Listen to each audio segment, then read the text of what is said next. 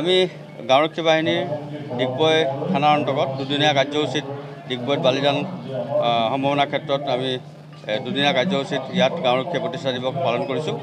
Actually আমাৰ প্ৰতিষ্ঠা দিৱসটো 29 জানুৱাৰী হয়, কিন্তু যেহেতু ডুমডুমাত ৰাজ্যিকভাৱে প্ৰতিষ্ঠা দিৱস পালন কৰা হ'ল, গতিকে আমি তাত অংশগ্ৰহণ কৰাৰ কাৰণে আমি 30 আৰু 31 তাৰিখে বালিজান সম্ভাৱনা ভৱনত আমি দুদিনীয়া কাৰ্যসূচীৰে ইয়াতে আমাৰ ডিগবৈ গাঁওৰক্ষী বাহিনীৰ প্ৰতিষ্ঠা দিৱসখন পালন কৰি যাওঁ।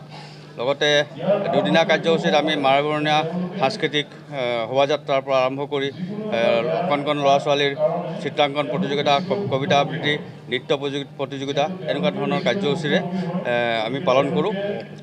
আজি অন্তিম দিন, আজি 31 তাৰিখ।